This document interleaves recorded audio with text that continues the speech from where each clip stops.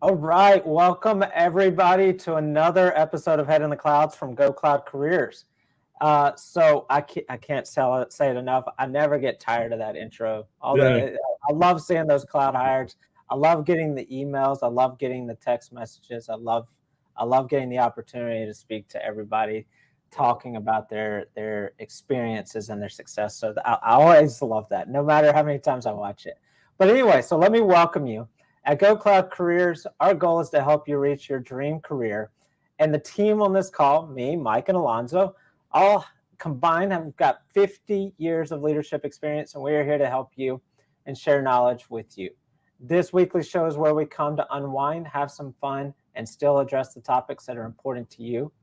Tonight's episode is a special one. We've got an exciting guest for you, and let's not delay anymore. Let's just get straight into it. So before I bring him in, just to give you a little snippet in case you didn't know what we're going to be talking about tonight, we're going to be talking about what is a cloud architect, what's a solution architect, what's the definition of a solution architect. That's always a good one that we get. What does a solution architect do? What does a solution architect mean? We get these questions quite a lot, and we love that we get them. So we decided to bring somebody in that's a solution architect to speak with Mike, who's a cloud architect. And we get to hear from these two amazing individuals about this, about the role of a cloud architect and a solution architect. So without any further delay, let me bring our guest on, and I'm going to hit him with a question right off the bat. So I already gave him the warning that we're going to hit him with a question. So here we go. Without any delay, here is our guest. There we go. Hello, Trevor. Oh. Do it again. Okay, apparently the loop button is automatically clicked, and I didn't realize that. Hey, everybody. Thanks, everybody. I'm happy to be here. Thanks for having me on. And hey, everybody in the chat. It's good to see we got a nice crew here. So. Oh, definitely. So first things first, Trevor. How do you say your last name? Spires would be how you say the last name. Yes. Oh, really? Man. All right. I ask because Mike's Greek and he Greekifies everything, which essentially means he says every vowel that he sees. There's a vowel. If there's a vowel, Spires. It's Spires. That was in our conversation yesterday. He was like, "Yeah, so when Trevor Spires," and I'm like, "Who now? Who Spires?" Okay. You told me you were going to ask me a question when we started. I was ready for like a hard question. I'm glad it was my last name. Keep the easy questions coming, please. Oh no. We'll leave the we'll leave the hard questions to everybody out there, like Bob, who says he's enjoying the content on your channel as well. So. We'll leave the hard questions to all the people out there in the community. But just to give everybody an idea of how we're going to do this, we're going to do this like we do most of the opportunities that we do when we have people on the channel. We're going to let Mike and Trevor start it off here, and then we'll join in with some questions and some interactions from the audience. But before we get started, anybody want to say anything before Alonzo and I leave? Alonzo, I haven't let you say one word. We'll get to you. I thought you were on a roll. I didn't want to break. I'm turning into Mike here. I'm just. Well, it's always good being with you, gentlemen, but it's especially good hearing and seeing Trevor and having him on the show. That's exciting. I'm ready to watch the feet kick up, get an understanding of how he's sharing his expertise in his role and comparatively with Mike. So I'm ready to get it started. Let's crank. And I want to say, Trevor, thank you so much for being here. I have deep respect for Trevor, everyone. He's out there every day making LinkedIn posts to help you in your cloud architect or solution architect career. He provides extremely solid information. He makes videos out there to help others in their career. And he and I, though we come from different backgrounds, although they're pretty similar and are at different phases in our career, have the same goal. Help you get cloud hired, help you build your cloud architect career, solution architect career. And I'm honored that you're here to share your experiences with us. Trevor, thank you. Yeah, likewise. And happy to be here, Mike. It's been cool getting to know you the last couple of weeks, chatting on the phone, and yeah, it's like you said, you and I have the same goal, right? We're here to help the people in the chat. It's like a pretty cool industry we get to work in, and just want to get as many people in as we can. So, yeah, looking forward to the discussion. And I love it. And I like to call the cloud a virtual network and data center. So you want to talk to somebody who's got a great background. I come from the network. Trevor comes from the network and the data center. So there's that. So he's been working in clouds like I have, right? Even though we didn't really call it cloud. Well, they called it a cloud when I started working with for like 2 decades. So both of us have a big background in clouds, whether it be frame relay clouds, ATM clouds, BGP clouds, VPLS clouds, VMware clouds, or the AWS, Azure, Google, OpenStack, or Nutanix cloud. They're all the same in some way, shape, or form. They all have strengths and weaknesses, but the fundamentals of how these work and the principles of why we use them are the same. So we want to share what does a cloud architect do and how we do our jobs. And there is so much misconfusion about what people do. People confuse the cloud architect and the cloud engineer, and these two roles couldn't be any more different. People actually believe that they can train to be a DevOps engineer, cloud engineer, and solution architect with the same training course, which obviously that's like trying to train to be a doctor, lawyer, and an airplane pilot in the same training class. And there's just so many things that are out there. So I'm going to ask Trevor the same questions that I ask every solution architect at AWS and Azure, and then we're going to have some fun. Then we're going to have some free fall discussion, answer your questions, and do everything we can. All right. Well, as much as I like to stay on screen and be in the limelight, I'm going to let you guys take the show.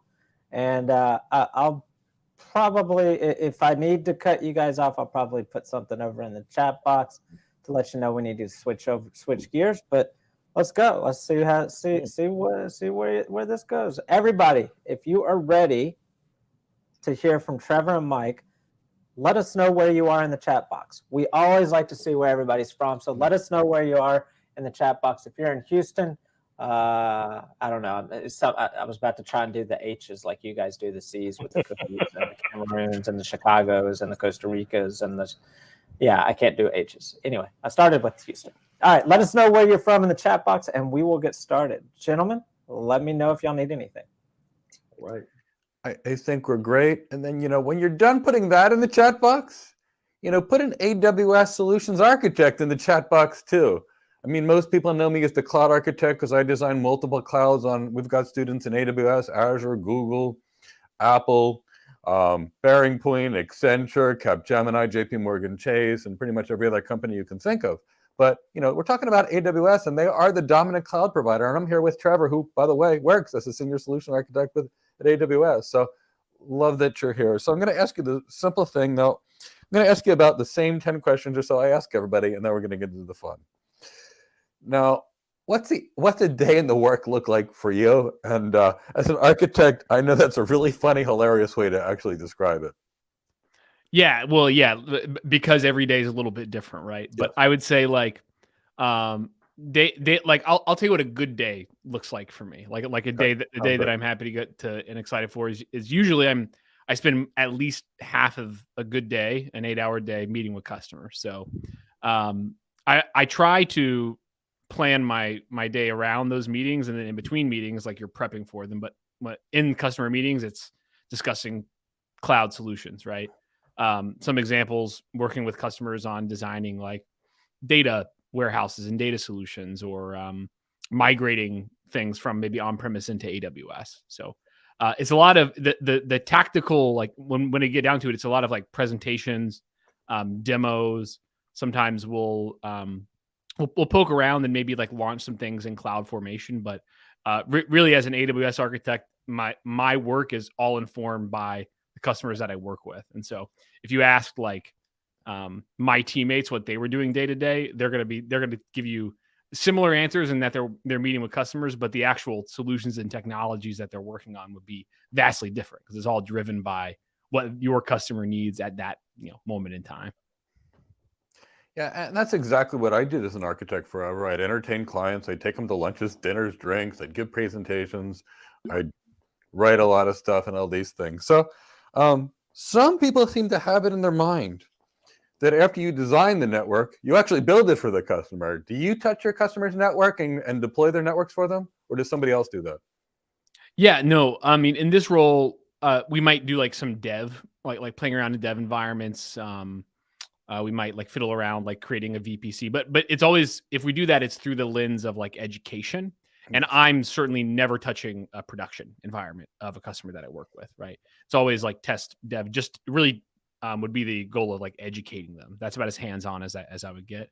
And then either educate, depending on the customer and where they're at in their cloud adoption, you educate them to the point where they're able to kind of spread their wings and fly and start building on their own. Or, we also, I work a lot with like consulting firms or professional services organizations that would come in, and I would help like scope out a project or deployment with them, but then they'll get in and do the actual hands-on deployments. Cause like a network's an interesting example. Like you would probably, most people would probably trust me to build their network because I have a lot of experience there, but you wouldn't really want me building like a production data warehouse or machine learning system for you, just because I've never done it in production before. I can design, right, but I'm not going to engineer that for my customers anyway. I want to get them with somebody who does that all day, every day in a specialized way. Yeah, and I'm with you. In my youth, I actually configured networks, but I've been an architect for so long. You wouldn't want me configuring a network either. You want the people that do it day in and day out. And as an architect, we spend so much time on business things because that's really our focus. How do we make our customers' business better with tech, that we can't focus on doing everything all at the same time? Are you even allowed to touch your customer systems? No, not production systems anyway. Like I said, sometimes we'll set up like sandbox environments for training.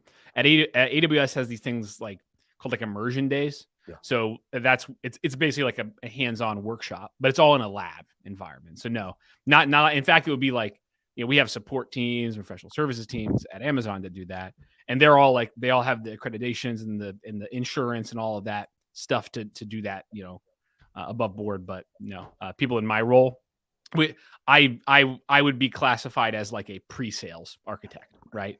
So I work with a customer up until that point that we're moving it into like a production or prod like environment. And when I say prod, by the way, everybody, like production, it can mean different things. Like some dev environments are production environments too. Like I wouldn't deploy in certain dev environments that are like managed in certain ways with customers. But anyway, I think that answered your question there, Mike. It did. So let me explain the process that most people. So typically, someone like Trevor or I, we design it.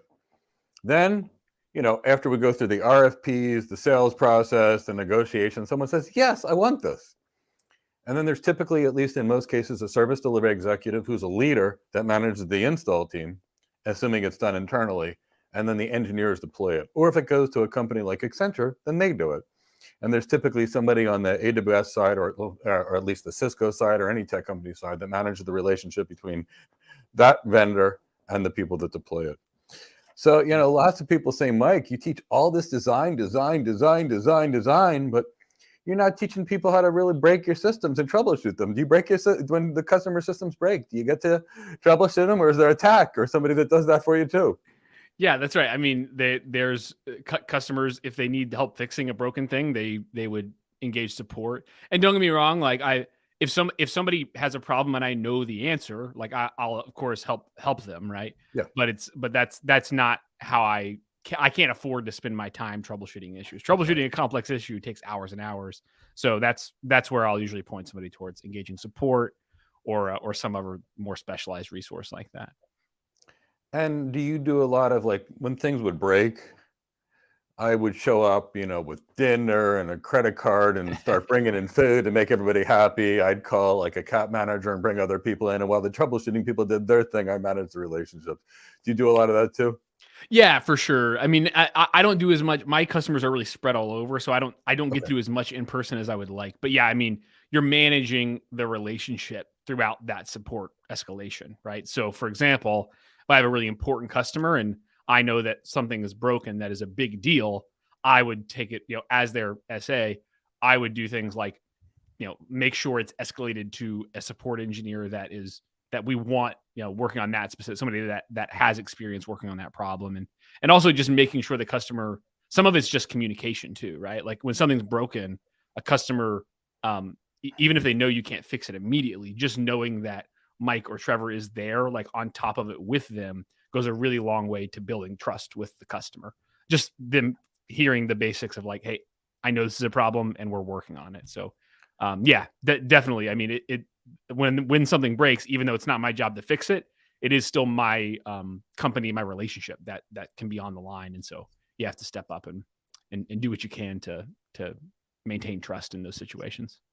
You know, you present yourself so well and you communicate so well. Do you think communication skills are a critical part of this job? Well, I think communication skills are a critical part of most jobs, but yeah, certainly like when you're teaching technology or it's not even, it works both ways too, right? Because communication skills can be presenting ideas and teaching somebody something new, but it's also like listening and really understanding what a customer cares about. And so, yeah, of course, I would say, I would, if I had to give it a percentage, I would say, and maybe my strength is here. Like I work with some SAs that are maybe more technical and have less communication strength, or more communication strength and are less technical. But for me, I think it's about 50-50 of, the communication skills, like figuring out how to say something, but also, the combined with that technical kind of architecture and business knowledge. I completely agree with you. I would actually say communication skills are probably the most critical reason, and here's why. People just don't give you a piece of paper and say, build this for me, please, just like this. It's the conversation with the customer. What are your goals? What are your needs? What are your pain points? What have you done? What haven't you done? And if you can't communicate to them and relate to them, you don't get the right information. Absolutely. I mean, a lot of my customers are like new to AWS, or maybe they're experiment, like they know that they have a problem, but they don't know what a solution looks like. And at that point, it's my job to get the customer talking, because the customer doesn't show. You're right. They don't have a piece of paper saying that's our job to design the solution. Right. They say they have a problem, and it's your job to really dig into and understand the full scope of the problem. What are the most important things that need to be solved too? Because a customer might want to fix all of their problems on Earth with a single solution, but maybe that's not possible. Right. And so it's also like laying that out and really prioritizing, like, where are we going to get the most ROI in this solution? And hopefully I'm not talking too broadly about it, but yeah, I mean, communication skills, and I think that's for solutions architecture, but any, whether you become a solution architect or do any cloud job, focusing on those communication skills are going to help you in your career. I was reading this. I'll see if I can find it and put it in the chat, but it was this study from Carnegie that said something like, of like people in the top earning bands in the US job market, about 85% of what contributes to their earnings are not their expertise, it's their communication skills and their human interaction skills. So It sure is. I'll give you some statistics about that, and we can see it with these architect roles. People with high levels of business acumen, on average, earn $549,000 a year.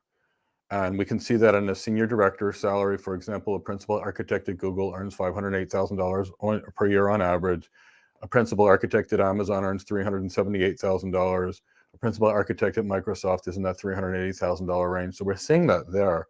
Now, people with higher levels of emotional intelligence earn on average of $29,600 more per year in ordinary careers. Ordinary careers.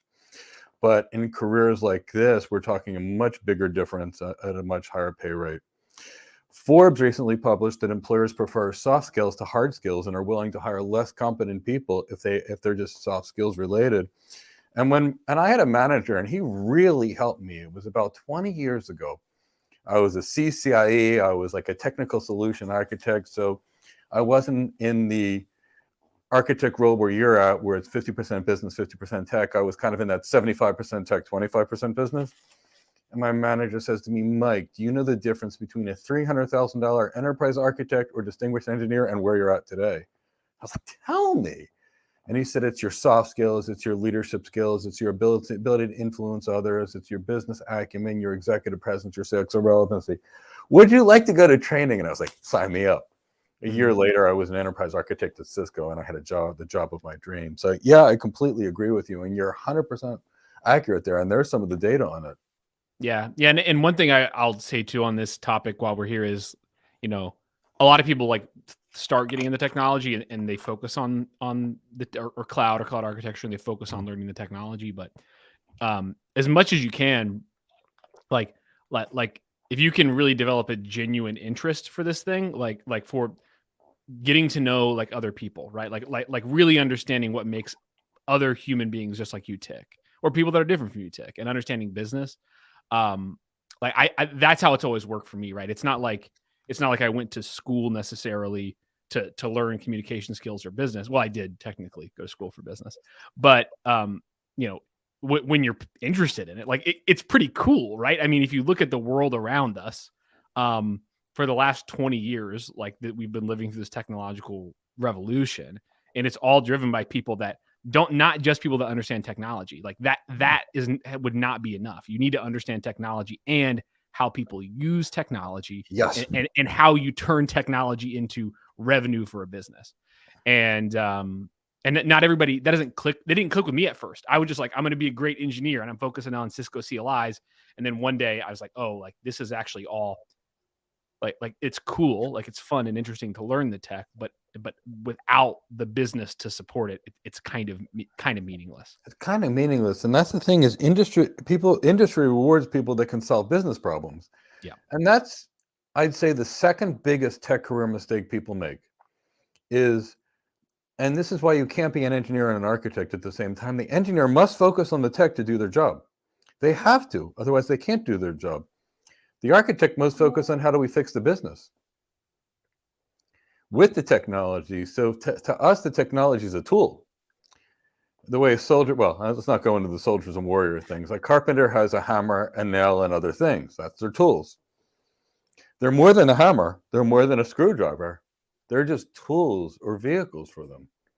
You know, a pilot knows how to fly a plane. He or she knows altitude calculations. They consider the Coriolis effect. They consider the wind direction and the wind vectors and the wind angles and the humidity and the temperature and all those things that affect them. And that affects every plane. Doesn't matter what it is. And it's that flies the plane. It's not the plane that flies itself. So yeah, I couldn't agree with you more. And that's why I'm so thrilled that you're sharing some of your experience as an architect, because you know, people want to get 10x AWS certified, and you know, learning how to be a better programmer or DevOps engineer, does that teach you how to better design your customer systems? Maybe sometimes. I mean, like knowing definitely, like it's good to have technical skills. Like it doesn't hurt, right? And yes, it can, like deep technical expertise can make an architect more effective. But even that, it's not through the lens of deploying it for your customer. No. It's through the lens of like, well, if I know a little bit of how to write Python code, right, then maybe I can connect with a customer of mine that needs to do that for their job, right? And I don't need to be an expert programmer. I just need to understand like what problems might somebody that writes Python code face, right? What are like, how could you build a solution that makes their jobs and life easier? So it really all comes back to like that human side. And I say it exactly like you say it. The tech is just a tool, and the tech is always going to be changing. But what's not going to change is that, you know, businesses are rewarded by the earnings that they post. And what's not going to change, what I hope doesn't change, because I like humanity a lot, is human nature and like and how you build trust and relationships with people. I hope that doesn't change a whole lot over the. I don't think that'll ever change, because humans are humans. Yeah. Are you in a place like I was, where you could just find any tech professional you want and bring them with you to help you out in the design? Oh, totally. I mean, absolutely. I mean, so I tend to focus on like I tell customers, like, I can take you deep in certain areas. Like I can take you pretty much as far as you want to go for infrastructure and networking and maybe some security topics, but I'm a generalist, right? So it's not possible. I mean, AWS has 200 plus products and services, right? I need to know kind of what they do at a high level. But I couldn't possibly be an expert in all of them. Nobody on earth is. So, yeah, absolutely. I will pull in resources. Like I like to try to make sure that I'm like 1 or 2 phone calls or Slack messages away from knowing just about everything, but I can't know everything, you know, in my own mind. I wish that I could. So yeah, definitely a part of what I do is working with specialists to pull them into conversations, mostly driven by like when I see that my technical expertise is a blocker for a customer outcome. That's the trigger. I'm like, okay, well, I'm not going to, I could maybe figure it out and over 3 calls with this customer, or I could pull in a specialist and in a single call nip it in the bud and really make sure that the customer gets the information that they need about a certain service or product. Yeah, and that's always been my philosophy. Be great at what you know. Be great at it. Get some real deep depth. Don't go wide, go deep in what you know, and then find the relationship with all the other official smart people that can help you get the job done.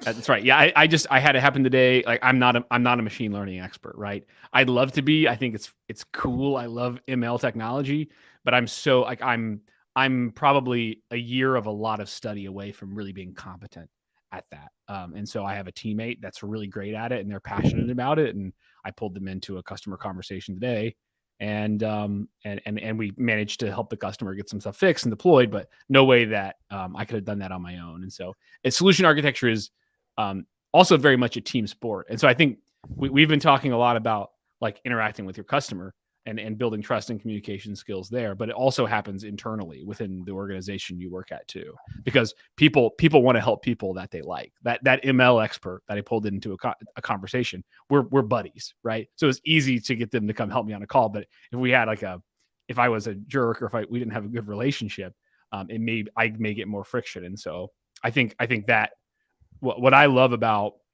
that part of this job of like the soft skills that you've kind of mentioned in the communication skills is like, it doesn't just apply to like work. Like if you become a great listener and like you're able to build trust and relationships with people, like that can also apply to your personal life. So like when you're working on yourself in a way that benefits you professionally and personally, to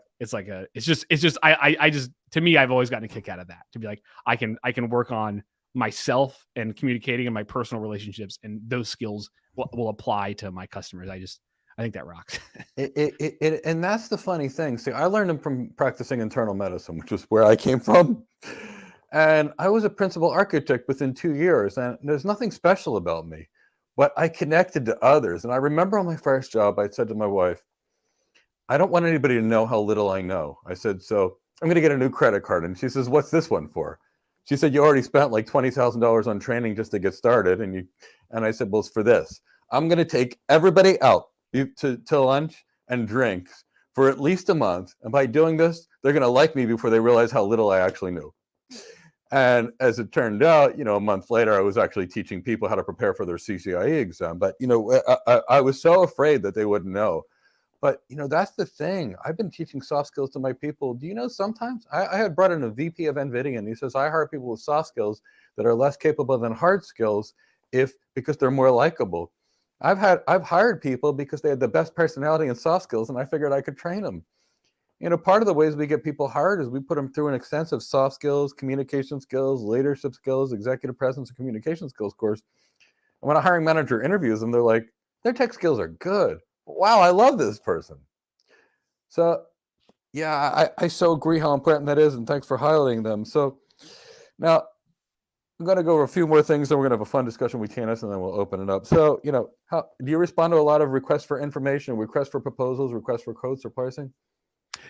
I would say actually I did that more. So prior to being a solutions architect, I was like a sales engineer, and I did it a lot in that role. I think it's just a nature of the projects I'm working on. I actually don't. I know many that do.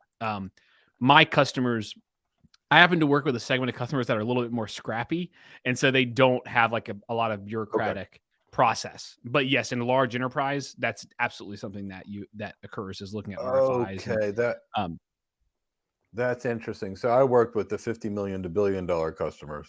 Yeah. And I never really worked on anything that was much less than that. But I had peers and friends that were phenomenal architects working on smaller things. Yeah.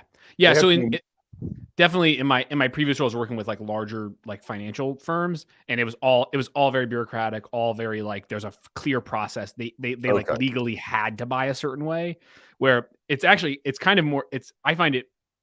I don't love responding to RFIs. It's not that interesting to me. I'll do it, but it's not fun. So I'm in a segment now where I kind of just get to, it's really the first one to convince the customer to launch the solution wins. It's not some like stack rank thing. And so it actually gives you a little bit more control in the sales process, because you don't actually, in my experience with RFIs and RFPs, you don't actually have a lot of control. You kind of fill out the document, send it to their portal, and then kind of cross your fingers, or like you're trying to figure out who's influencing that in the account, but you don't have as much influence, I guess, in those situations. Okay, yeah. So what we did with RFIs and RFPs and RFQs was we tried to influence them months ahead of time before they knew they were coming out, and then they would get put billed. this in the RFI. Put this feature that only we have in the RFI, please. Yeah. Yeah, and that way, when it went to the 3 vendors, it was like, oh, this is what we do best. Oh, this RFI looks like it was just written for us. So yeah, if you look at some RFIs, it looks like they just took like the vendor documentation and just like copied and pasted it. And so yeah, definitely that happens a lot, and that's a good tactic, you know. If you're able to get in before it happens. I've only managed to do that once, but it's a lot easier responding to that RFI. I suspect in 2 or 3 years, when you're on $50 million and $100 million accounts, you're going to be buying a lot of lunches, dinners, drinks, and a lot of good scotch and things like that. I don't mind it. We'll have some wine. That's my drink of choice. You know, it's my drink of choice too. At Silver Oak, that was the drink at Cisco that we would all take our customers for. But you know, at some point you had to learn everything. At one point, I actually had to take golfing lessons to be an architect. That's funny. I'm terrible at golf, but I'll do it. I'm good enough to get out there when I'm invited, at least. So I don't tank. I'm terrible at it. I just I took so many lessons. So you give a lot of presentations, right? Would you say that's 50% of your job? Ideally, yeah. To me, that's actually the part of the job that I love. You know, okay. Like I have before I got into solutions architecture, I was in like film and acting and music, and there's something about that kind of performative aspect of the job that I just really like. And so yeah, definitely. I'm one of those freaks that just like give me a PowerPoint and I'll go nuts. Like I like delivering a PowerPoint, you know. And I always try to make it feel like a conversation. Like what I don't like is presenting and it's just I'm talking for 60 minutes or 45 minutes. Like I really try at the beginning of a discussion to make it feel like it's personal and like it's a dialogue.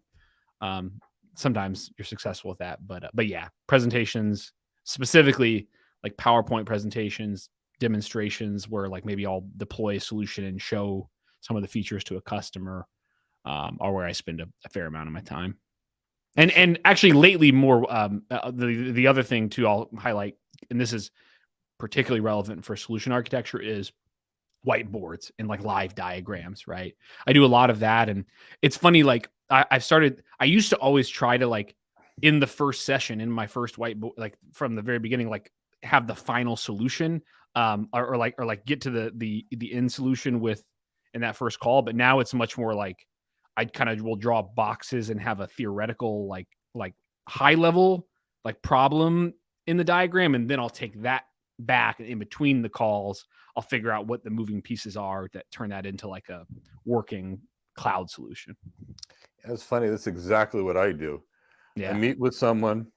In fact, I want to get into something which I think you'll find interesting. You'll probably agree with, but I like to take the solution, map out the problem, then map out what the ideal solution would be, and then map out what the tech is: servers, containers, firewalls, block storage, whatever it is. And then because I typically go multi-cloud, it's like, okay, AWS calls this S3. Okay, Google calls this cloud storage. Okay, that's my 2 things. And then I map it out and fill in the names. But, you know, there's that. But, you know, people ask me about cloud architect projects. And, you know, while I do teach my people how to build cloud and do some hands-on things, I really do. To me, a cloud architect project is whiteboarding. Yeah. And really designing things. That's the kind of projects that you build architectures to solve problems and you can show it. That to me is a real cloud architect project. Yeah, for sure. And it's like really fun too. Like that part of the job, it's like grown up Legos or something, you know. Yeah. At least when you get into public cloud, because it's like I said, AWS has 200 different products and services. Maybe like half of those are ones that like my customers are using in my accounts, and yeah, so like that's just to me, it's a stimulating part of the job. And it's also, it's one of those things where you can only prepare so much for it too. Like there's some that part, like you can prepare and practice a PowerPoint 100 times. You can prepare and practice a demo 100 times. A whiteboard session, you kind of have to step back, and you can't practice it. It's all happening in real time. And so there's something about the challenge of that I think I just find really fascinating, because it's all happening in the moment. you're, yeah. So anyway, it's all happening in the moment, and I love it. And I do a lot of that with my students real time. It's like, okay, here's your business requirements. Together, we get together and design them. Sometimes, because we can't do military things with our students, so sometimes I'll make them stand on one foot with their arms over their head to stress them out a little bit and things like that. Because some of these can be stressful. But I remember on a presentation that I actually had to do it was for Cisco. Actually, it was an interview presentation, and they intentionally started an argument in the middle of the presentation. Oh yeah. And they wanted to see if they could stress me out. And as soon as I calmed everybody down and make them happy, they're like, "Interview's over, you're hired." I'm like, "How?" They said, "Look, we deal with crazy customers in New York City. We wanted to see if you could deal with stress and how you dealt with it." So, I'm assuming, and we talked about coordinating others. Now I understand, because you're dealing with smaller customers, why you're getting some hands-on with the demos. With the big demos, they're so big. I used to bring in a team of engineers. This one would demo this one would demo this, and each one would have their own specialty to demo things because the stuff gets so complicated. Now, I've never been, even when I worked at Cisco, and Cisco had a solution for everything, just like AWS. I've never been, when I was a solution architect, and definitely not as an enterprise architect, in an environment where it was just Cisco stuff or just AWS stuff, where every firewall, every security service, every database was all from one vendor. It always, to me, was a hodgepodge of 10 different companies' gear. Each company had their own idiosyncrasies and their own things, and it was workarounds. Do you deal with a lot of that? Oh yeah, absolutely. So like, especially in the segment that I'm in, because I tend to be working with customers that are still very heavy in the data center, and like they're like migrating systems, right? And so when you're migrating into AWS, like it sometimes, like, this is part of the job, figuring out where it makes sense to switch certain things to like a native service, and where it doesn't make sense to do that. But oftentimes, like, especially if it's time sensitive, the fastest migration is lifting and shifting everything you have on-prem into the cloud. And so that tends to include your, like, for example, your firewall appliances. You might have virtual firewalls, you might have virtual load balancers, and you might, or you might have a database that, in a perfect world, maybe it would be more cost effective to migrate that into a managed database, but because of the time sensitivity, or because it's the migration process is, you don't have the people to do it, or for whatever reason, maybe it's simpler to just host that as an EC2 instance in AWS. So anyway, yeah, absolutely. Like understanding how AWS services plug into different, like we call them partner services here, just because we have a big network of partners. And even so, and that's not just me and my customers. I mean, if you look at AWS's like website and documentation, we have services that integrate directly with, third-party things. Like, so a couple of examples are, like, we have a web application firewall, and you can leverage web application firewall rules from F5 and from Nginx and from all these third-party vendors. Same with another service called a gateway load balancer. We use that to pump traffic into like a fleet of Fortinet or Palo Alto or like third-party firewall appliances. So anyway, yeah, and in fact, it helps you, I believe, that helps you earn trust with customers, right? Yes. Like when you can come in and really understand like what makes sense to move, what doesn't make sense to move, like what should stay the same. Some of that is not by the way, like we're talking about, some of this is soft skills. Some of this is not a technology decision. Some of it is a operations decision. So like, for example, like here's a great example. I worked at VMware before I came to AWS. Well, there's this solution called VMware Cloud on AWS. A lot of people would say like, oh, like I would, why wouldn't you just move to native EC2? Well, maybe that's like, you got to crunch the numbers and see what makes sense. But also, like, you may have a team that is really specialized in working on VMware systems, and maybe it's for whatever reason it's faster or makes more sense to have them continuing to work on that same common interface that they're used to from their data center in the cloud. And so that's not really a technology decision. That's like a human decision of like, do we have time to retrain our team on how to build effectively and reliably on AWS? Or would we rather them continue to use the same VMware platform that they're used to? And that's just one example, right? But that can apply to a lot of different situations. And that's actually one of my favorite services on AWS. And here's the reason. Most enterprises know VMware. My customers all want multi-cloud that I deal with because they can't depend on a single provider, no matter how good the provider is. So VMware on AWS, VMware on Google, VMware on Azure, poof, a couple of routing simply between them, and now we basically are up and running on 3 clouds like nothing. So, I love that. And, certain features are better from different vendors. Certain vendors do other things better than others. And there's no right or wrong. It's always what's best for the business and the business requirements. But, I love that VMware on AWS because I love VMware. Yeah. Truth be told, I've got a dozen VMware servers sitting in my house. And my students use them to create clouds, learn how to create virtual machines the hard way, learn how to create firewalls the hard way. Then they build their own clouds on these, OpenStack cloud. And because I feel like you need to understand what it really is before you can learn how to move it.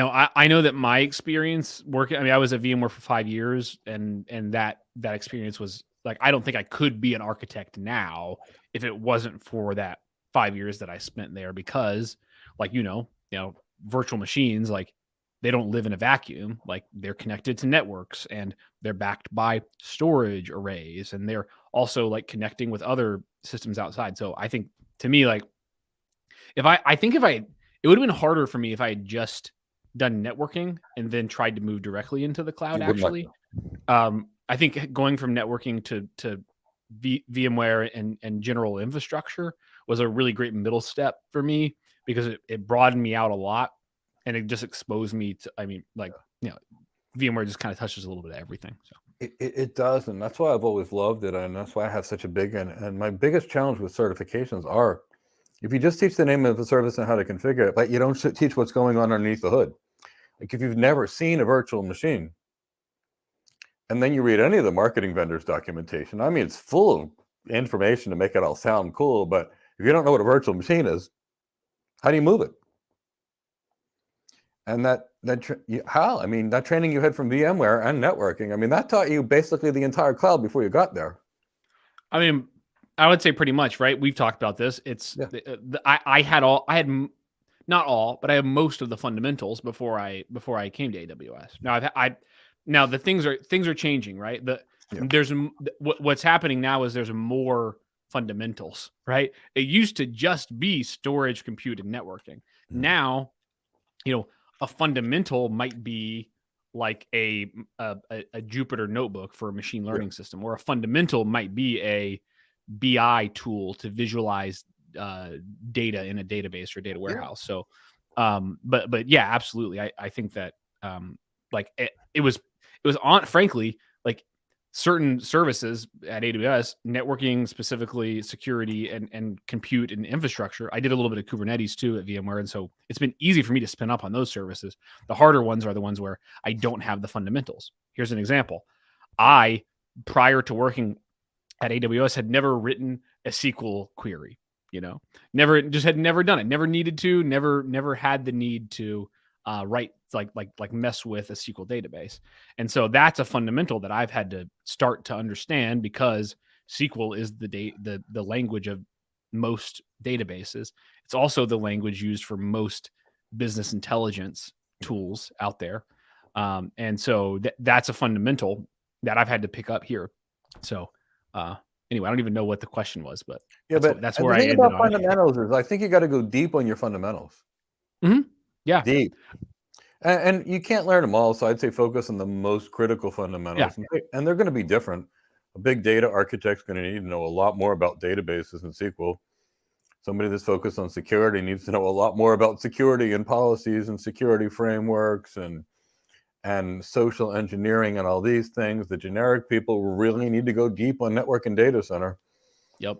Well, what's cool about the cloud, I think, is like you can kind of like if you have any inkling of like, oh, I'm interested in that area, like you can go after it, right? Like there is like you can't know everything, but you do have the power. Like, always going to need people that know networking, always going to need people that know databases, always going to need people that know compute. And so if you have a passion or something that you're really curious about, just dig into it. And for me, getting while I don't get hands-on with customers every day, getting hands-on is whenever I really understand something. Like there's different levels of understanding, but once I get hands on and just do it, I don't have to do it every day, but if I do it a couple times, that's when I'm like, okay, I really understand how this works under the hood. So I don't, design something bad because I don't understand how it works. And it's interesting because we all learn differently. I remember when I was becoming a CCIE, and everybody was like, it's all about your configuring. I'm like, why? They give you the configuration manual on the exam. What's really the challenge is they ask you a question and they say, this area can't have any type 5s, but it needs to have external LSAs in it. And the key is, do you know that that needs to be a not so stubby area and it needs to be a type 7 LSA? And that was the hard part of the exam.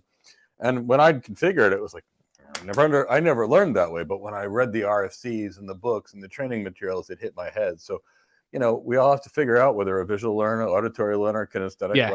and then, and we provide all three. But the key is you got to figure out which way you learn. But Absolutely right.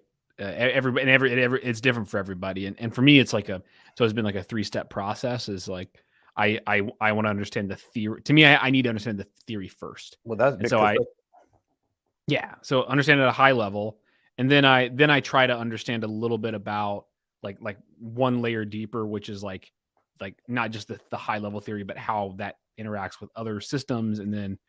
And sometimes that's as far, like sometimes the theory is as deep as I'll go. And that's usually that's all you need as an architect. Yeah, sometimes that's true. Like there are things I'm talking to customers about that I've never done a lot of with hands-on. I just know the theory, and that's okay. But I'll be working on technology hopefully for the rest of my life, and so I'll always get bored on a Friday and decide to tinker around with something new. But you don't necessarily have to. I think, but I don't know. What do you think? Do you think because I feel like that's almost a part of my continuing education, and I'll always be an engineer at heart of wanting to get hands on with things. I don't know if I'll ever lose that. And that's the thing, because and that's I can tell you it from a career perspective, and then I can tell you it from an interest perspective, because they're two things. I teach people on the theory and the deep theory, and I say the reason I'm getting you hands-on is this one reason only, because teaching you how to build a house doesn't teach you how to design a hotel. Mm-hmm. I'm having you do it so that you can tell an employer that you've done it in the past when they ask, because learning how to use a hammer does not teach you how to design a hotel. Now, I also will tell you from a career perspective, the best thing you can do for your career to go into these distinguished roles and higher up roles is to not focus on the tech and to focus more on the business side of it. Because that's the difference. Like my manager said to me, how do you go from these roles to these roles? But you know what? It really matters. What makes you happiest? And if you've been an engineer and you love the tech, then you focus on the tech and you become a hybrid architect, but you do what you love and it makes you happy. If you're like me and you really love the digital transformation piece of it and you're really trying to maximize where you go, then focus on that. But the key is it doesn't matter what it is as long as you're happy. There's in careers, they evolve too, right? I mean, like my interests today are so much different than what they were 5 years ago. 5 years ago, I was messing around with software-defined networks and still configuring Cisco routers and switches, and I haven't touched one of those in about 5 years now. So, and I think that's what's cool about this thing too, is like the industry is going to keep evolving, so we're going to have to keep evolving along with it. And for some people, sometimes that can feel, I'm not going to lie, sometimes that does feel exhausting, because you always have to be learning, but at the same time, it keeps it really fun and engaging. I have a feeling that I'm going to age a lot slower, at least mentally, than like my parents did, who worked in like a factory, because I'm going to be doing like this highly engaged type, very thoughtful work. You love it, and I can see it as present in every video you make. I left internal medicine, had my I had a tech job in 1996, but I had a real tech job in 2000. Like a deep tech job where I wasn't actually not only just working on tech and being a firefighter paramedic in between and then working on the fire station's computers. My first big tech job was at WorldCom back in 2000. I've never worked a day in my life. I've put in 16 hours a day since I left healthcare. Sure, sometimes 6 and 7 days a week, but I've never worked because it was just fun. And I think that's the key. Now, for me, I haven't touched the router since 2001, except for to teach the CCNA class. And here's the reason why. I was an architect, and we don't touch the tech. And I always, for big companies where I could always have the engineers come and demo that, I would teach it. I'd teach, the tech, and then I'd bring an engineer to demo it. And you could do that too if you want, or you can continue to play with it. And it doesn't matter as long as you're happy. So yes, you look happy every time I see you and speak to you. So that means you're doing great. That's the key ultimate thing. And it's not, which gets you to which job faster. It's which gets you to which job that makes you happiest. I agree 100%. Like the question I ask myself every day is like, am I having fun? When the answer to that becomes no, that's when I start looking for new jobs. But that's when you start looking for new jobs. Do I want to focus on this? Do I want to do this? Heck, do I want to play a guitar? It doesn't matter as long as you're happy. That's why I went from, medicine to network architect to enterprise architect to cloud architect to business architect as a strategy consultant. Then I retired. And when I saw a gap in training architects out there, I felt obligated to come out of retirement and do this. Almost every day I got a cloud architect that's hired. Now, I got to tell you, there's nothing more fun than having someone say, I got my first architect job. So I think we do this, because I know that's your goal. Let's bring in some people. There's probably a ton of questions that have been bound up from our discussion. Trevor, I'm grateful you're sharing your thoughts. I'm beyond grateful that you're willing to help others in the community. Cool. Well, let's answer some of their questions, I guess. And I think Chris is on mute there. I am on mute. Well, but somebody said I could get a better mic in the chat box. The sad thing is I got a better mic. Apparently, I don't know how to use it. But so anyway, I do. So I want to ask a question. Then Alonzo, if you've got a question, I think we should limit ourselves to just one question so we can get to the ones in the chat box. If you will allow me. Oh, I hate that statement. I don't know why I said that. You're here. You're allowing me. But so my quick question for you, Trevor, just because I was looking, I started following you when Mike brought up the topic of having you on. And so I started following and started reading some of your posts. And you brought up a couple of posts, and you already talked about it a little bit. So I don't even know if there's a point to the question. But actually, I'll go to my backup question. Okay. You made a post about your basically like your self-care and your health and your mental well-being and your emotional stress and those types of things.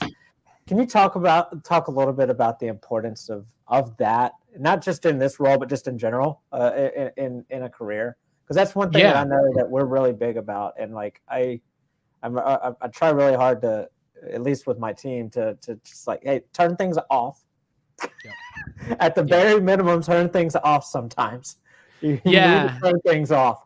But taking it a step further, we include, like, not to talk about our program a lot, but we include box breathing and stress management and yoga and meditation and these types of things in our program because we know how important it is. But I wanted to hear your thoughts about that. Absolutely. I love talking about that. And one thing that I sometimes I'm like opinionated about these things, but one thing that I've really started to understand maybe in the last few years as I'm getting older and wiser is that, like, we all have to find what works for us. Right. Like I probably, like, for me, I set really clear work boundaries in a lot of ways. And I do turn off work. But like, that's not everybody's lifestyle. And my way of doing it isn't the right way of doing it. It's just what works for me. For as far as like the things I do cause while it's a fun job, it can be high stress too. You mentioned something that I'm very fortunate to have had a friend give me a book on meditation when I was an 18-year-old kid. I don't know what 18-year-old starts meditating, but I've been meditating since I was 18 years old. You mentioned box breathing, like breathing exercises and things go a long way. Also, I've just gotten better at like saying no to things. I used to, sometimes people that are wired like the people on this stream right now, we just want to help people, right? And so we all like it's hard to say no when you feel like there's an opportunity to help. But to take it to the age old analogy, you really have to know how to, when you're on the airplane, you have to put your oxygen mask on first before you put it on the person beside you. You need to make sure that you're taken care of. And it really does reflect in your work, because if you show up to work and your brain and you're in fight or flight mode and you're on the edge of your seat and you're stressed out, that affects your ability to connect with other people and to really articulate yourself and be a professional. Where if you have the cortisol levels like low, and you're chill and you're relaxed and you're breathing and you're not freaking out about like the worst case scenario, I think it makes you effective. And even if it doesn't make you more effective, it at least makes it less painful. It makes it more fun, you know? So that's my 2 cents anyway. I love that. You know, it's interesting. I started meditating in my youth because I was in martial arts and it was required. And I remember I was sentenced to yoga by a martial arts instructor.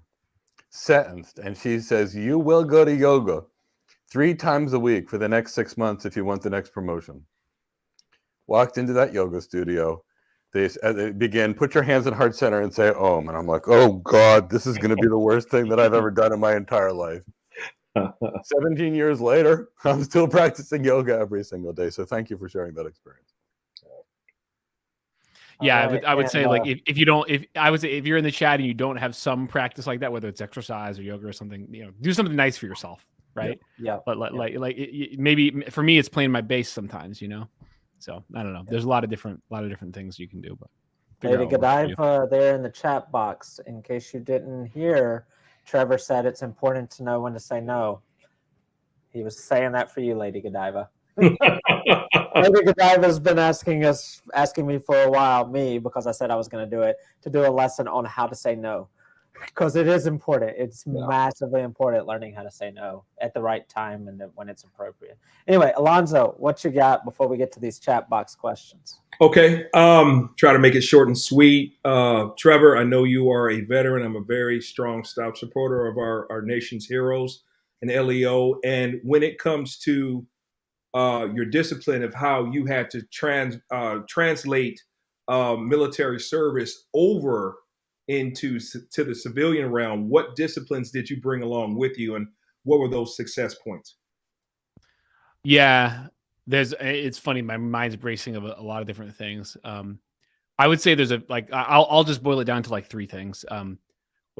First of all, like the U.S. military is like one of the most diverse organizations that you'll see. And so I grew up in a small town in West Virginia, kind of like low income, but like that's not everybody in the military. There's people that come from all over the country, all over the world. Some people join to get immigration status. So learning how to participate and succeed and work with people that are really different from you is probably it's one of the things that you have no choice but to do that. And I was really happy that I got to experience that young, while I was still kind of developing.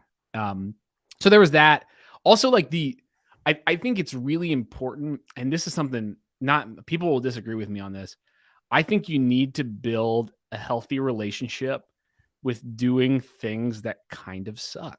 Like sometimes you have to do things that suck.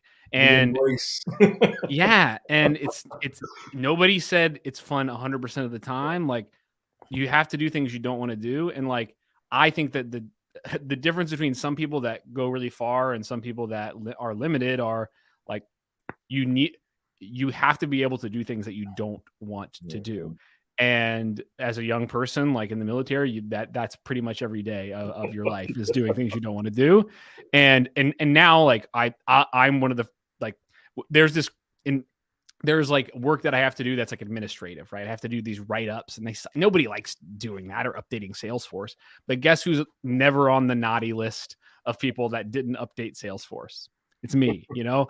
And it's because I just have a healthy I have a habit, and I'm okay with sitting down and spending that time on things that maybe aren't so fun. I said I had 3, but I'll end at 2 there. So I don't go on too long. So there you go. I think you hit the one that was so critical, the mental toughness, and what we like to say is embrace the suck. Yeah. Sometimes things are so bad, and you just got to have fun with it and just keep doing it until you're successful. Yeah, I asked my bosses. One of my favorite terms like that they used when I was in the military was shut up and color, right? Like they would say that a lot. Like just no, it doesn't make sense. Just shut up and color. And so now when I have a problem, that I think is a big problem that I think needs to be solved. Like sometimes your bosses can't fix every problem. And so I'll just tell my boss, like, listen, just let me know. Is this something we could really fix, or do I just need to shut up and color on this one? And sometimes that's what you got to do. When you work for somebody else, that's just what you got to do sometimes. Yeah, I mean, it's that kind of goes hand in hand with the knowing when to say no. It's that discipline of being able to know, okay, I can say no, or I can't say no to this. I have to do this. Like, this is something that I have to do. I'm in this. I know what the situation is. I've looked at this entire. I've evaluated it. Okay, this is what I got to do. I don't want to do it. I'm going to do it. Yeah. So it kind of goes hand in hand. That they're two sides of the same coin, I think, in a way. But just to tie our two questions together, we didn't plan that, I promise. All right, so I've selected 13 questions out of the chat box. Oh, wow. Okay. I'm sorry if I did not select yours. We have limited amounts of time. I promise we would love to answer all of them. So let me start. And, maybe we get through all of them. I'm not sure. Of course, most of these are going to be for our guest, Trevor. So, of course, also, I may not have selected yours because we may not be able to answer it, plus the time constraint. Like, we can't answer some questions that are specific that might violate anything like NDAs, non-disclosure agreements, anything that might put Trevor in an awkward spot, or us in an awkward spot if it's a question about something that we have an NDA for. So, we're not going to tell you how the interview process goes step by step at AWS. No, sorry, can't answer that question. But let's go with the first one from ICA. What steps do you take to confirm your solution is what the client needs and that the CEO will approve your solution? Awesome. Trevor, I'm guessing that one's for you. I'll give it a shot, and Mike can obviously weigh in if he has any other thoughts. And by the way, everybody, if we don't get around to your question, and it was for me, like you see my social handle here, so feel welcome to DM me after the stream. I'm happy to answer anything we don't get around to. What steps do I take to confirm a solution? Oh, yeah. Before you do that, when you get a second, can you put your LinkedIn and your YouTube stuff in the chat box so I can copy it and paste it again later and later? Yep. And later? Yeah, for sure. I forgot about that. No worries. I'll get that after you answer this question. You can do that. I'll do that in a minute. Yeah. So to confirm my solution. So, interesting. To confirm my solution, I guess it depends on what angle I'm thinking of, because there's like business validation and there's technical validation of a solution. I'll focus on the technical side first, because actually sometimes that's easier. I will, like, sometimes it's like there are processes that I can talk to other experts on and have a solution be like validated, get like the kind of official green check mark that it is good. Sometimes it's also, like, frankly, it's not always common that, like, sometimes I'm building something that's never been built before, but not always. Like, a lot of times you're reusing stuff that has been built already. So in those cases, if you go on the AWS website, for example, there's like solutions, hundreds and hundreds of solutions that have already been published. So a lot of times I'll just use that and maybe slightly modify it to customize it for a customer. But the technical validation of the solution is not so complicated unless you're working on something that's never been done before. As far as that the CEO will approve the solution, this is actually more of a sales process thing. It's not always the CEO. Sometimes it's the VP of IT. Sometimes it's the CIO. But early in a conversation, it's important to ask, especially before you invest a lot of time, is like, these are questions you ask your clients, like where is the budget for this project coming from? Are you the final decision maker, or is it somebody else in your organization? Who else is going to need to agree to the solution to get it deployed? Sometimes it's easier with cloud computing because there is a pay-as-you-go model. And so some solutions might be really inexpensive to start with, in which case you don't ever really need any approval at all. You can just start building, like, for example, S3. Consuming S3 is very cheap. And so most people don't need approval to consume S3. They just start consuming it, and then they might grow organically over time. So hopefully that answers your question, ICA, but that's my thoughts on it. And I'll add to this, because it depends on what level you are in your actual architecture career. So for me, there's never a time where I don't speak to a C-level executive in the beginning of the architecture and towards the end. We've got to get the business requirements in the C-suite.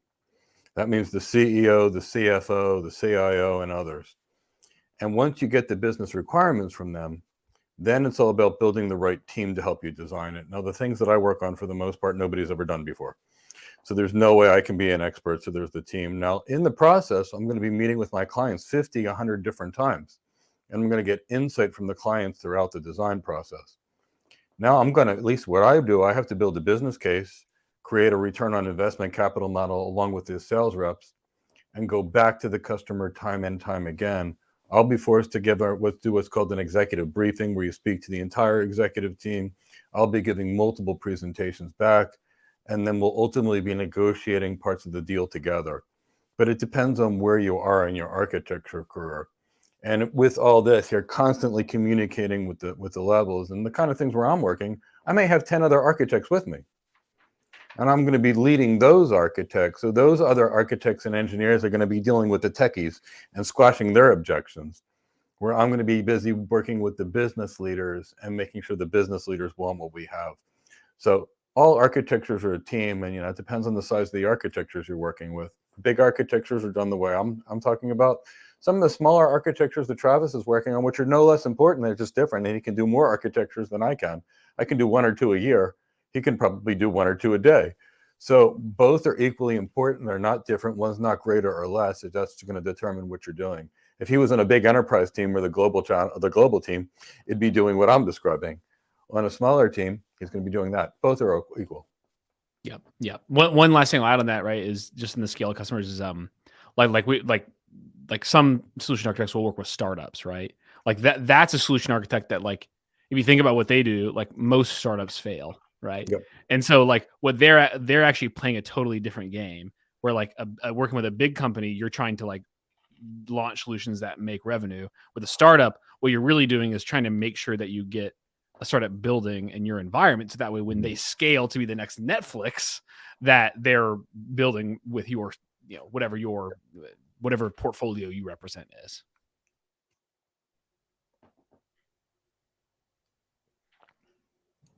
Okay. All right. So let's see. Our next question is from Lady Godiva. I called you out earlier, but this question is from way earlier. In your role, are you responsible for letting the customer know there is a problem? Yeah. I mean, like, am I responsible for it? Maybe not. Like, it's not in the job description, but like if there's a problem that I've identified, I'll call it out. Like that's part of being the term people use is like a trusted advisor, right? Well, as a trusted advisor, especially once you've built trust, and like I have a customer that we're very close. We text. We have like a really tight knit relationship now, where he kind of comes to me and says like, "Hey, what should I do?" And so like I'm a little bit more proactive with them, of like saying like suggesting optimizations and things to improve upon. So yeah, sometimes you'll point out a problem with the customer for sure. All right. Let me make sure I'm going on my list here. All right. IT. I gotta find it. Where did it go? I lost it. Oh, my thing went all the way down to the current time. Now I gotta go backwards. Sorry, bear with me, everybody. You know what you get when I'm here. All right, let's see. Whoa, so many chats in the chat box. I love that. Yeah, sorry about that, everybody. Apparently my thing decided to go to real time and not back in time. All right. Okay, well, this one's on my list, but it's not the next one. But Alexander always has great questions. Can you share with us your career road to your current role? Yeah. So for me, like my careers have had like kind of like 4 chapters. Like first, I was in the military. I was like a network operator. That's where I got my technical foundation and learned about big organizations. Then after that, I transitioned to working at like VARs and MSPs, where I was like a consultant, really, like doing like deploying solutions in the field. So the first half of my career was very hands-on, And then like maybe at around the 5-year mark, I started shifting away from just being like a pure engineer to where like the only way I was effective was building and deploying technical solutions to still as a consultant, but kind of taking like that consultative approach where I wasn't building everything myself, but maybe I was like a project architect. So anyway, like for me, when my career, I feel like really started to take off was actually, and this is actually just because I found myself in a role that I really loved, was when I transitioned from being in consulting to being in pre-sales as a sales engineer. That's whenever I went from being like, this is something I do for a job to like, this is really, really fun. Like I just found the presentational aspect of the job is really what got me hooked on it. And ever since then, like I think I started my first pre-sales role like 3.5 years ago now. Ever since then, like my career has just skyrocketed because I found myself in a job that I just am obsessed with. I just love, I think it doesn't hurt to like get into roles where you maybe find your natural talents are aligned. Like I do think that I will never be the best engineer. I won't. I'm as good of an engineer as I'm probably ever going to be. But I really enjoy talking to people, and I think that I have a lot of room to grow there. And I also think it's something that just some people have a knack for different things, and I think it's something that I don't know. People tell me I do okay with it. I don't want to sound like arrogant here or anything, but I think like when you find something, I think it tends to be when you find something really fun, you're probably good at it. It's probably an indicator, or at least you will get good at it because you enjoy it. So anyway, hope that helps, Alexander. Great advice. When you find something you love, that's when it doesn't bother you to learn some more. For me, in my engineering days, it was BGP. Just loved it. I don't know why, just loved it. And then I found that I liked architecture a whole lot more than engineering and left all that engineering behind. But some people like it, so you got to do what you love.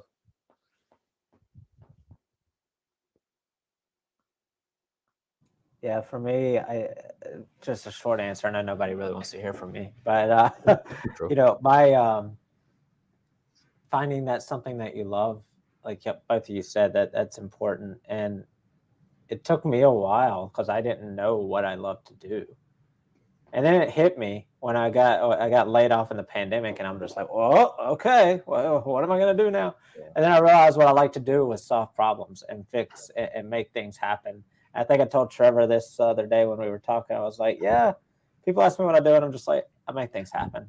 I get things done. Like I'm a problem solver. I just do things. I figure things out. I make them happen. So unlike a lot of people in your case, both of you had specific maybe technologies that you were passionate about or specific areas of things that you could learn that you were passionate about. So I never had that. I never had that bug that something caught me.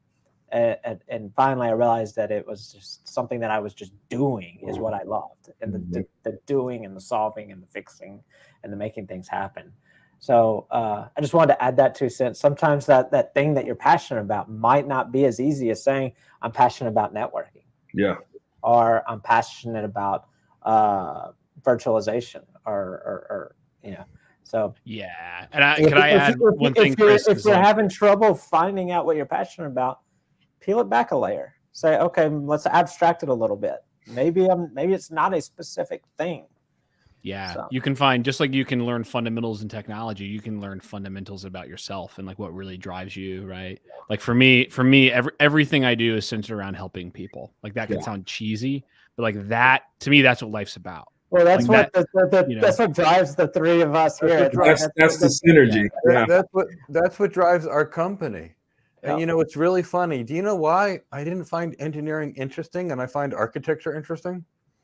Because the engineering was about the tech. What I found was, hey, what the tech can do for healthcare, what it can do for the patient. Mm-hmm. Then when I got older, do you know what I learned when I was becoming an architect and growing?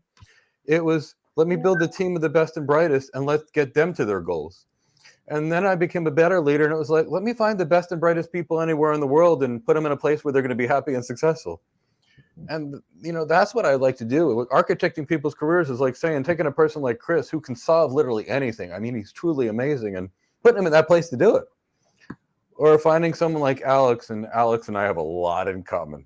He would turn your name into a Spires, and he would call Chris Christos just like I would, and he would have Alonzo's also on the call because we're from the same place. But it's really finding that. But yeah, totally love that. So yeah, it's all about helping people. All right. So let's move on to our next question. So, and I know that I think I saw you actually making a post about this on your LinkedIn a while back. If I can find the question. So there's a couple of questions. I'm just going to pick this one but they all kind of centered around the same thing about getting an architect role without experience.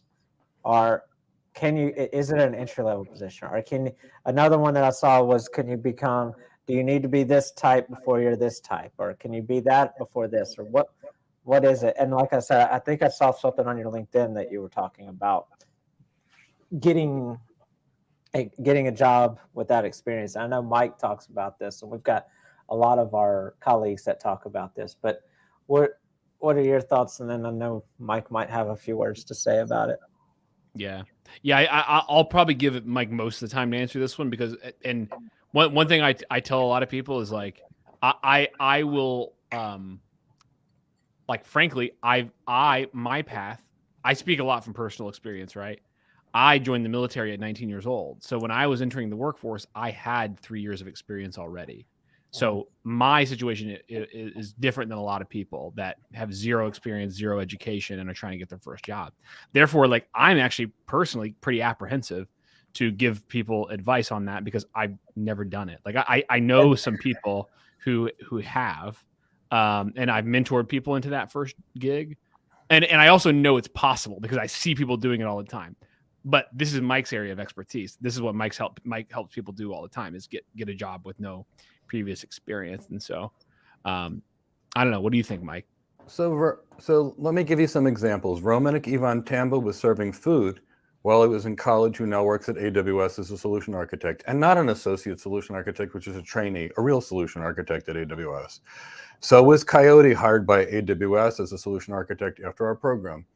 Jeffrey West is working now as a solution architect. His last job was geology. We have Daniel Bosu, who never graduated high school, by the way, who's working at JP Morgan Chase as a solution architect after our training.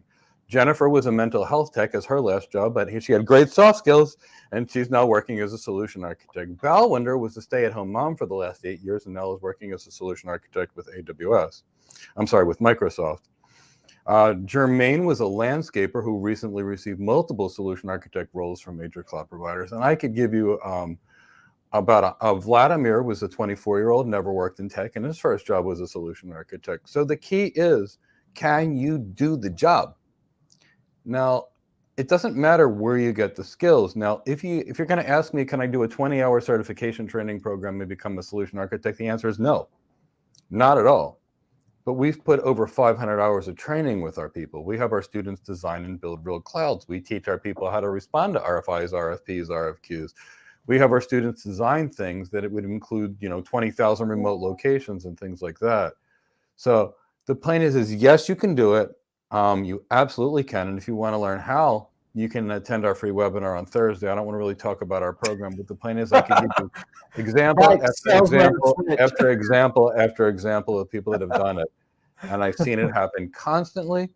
And I was a principal architect with less than 2 years of experience. In fact, my first job was a senior network engineer, and I never worked in tech before. And that's when everybody said, you need 15 years for this job.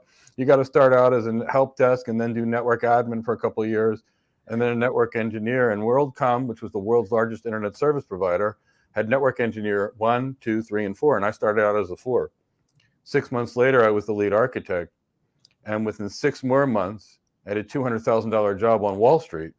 And that was over 20 years ago. So the point is yes, you can, but you got to focus on the right training. Yeah, you almost went down the sales pitch webinar role there. No, I didn't want to do that. It was just that I'm so passionate about helping people, and I see it happen every single day. Yeah. But I've got people working as product architects at Hey, you're going Zscaler back there again, Mike. and people and everything. And but the key is, if you train right and you train right for the job you want, you'll get it. Yeah. And like pilots start out as airplane pilots, they don't work as flight attendants first, and doctors start out as doctors. So train for any career you want, master it. Wherever you get the training, just master it, and then you can do it. All right.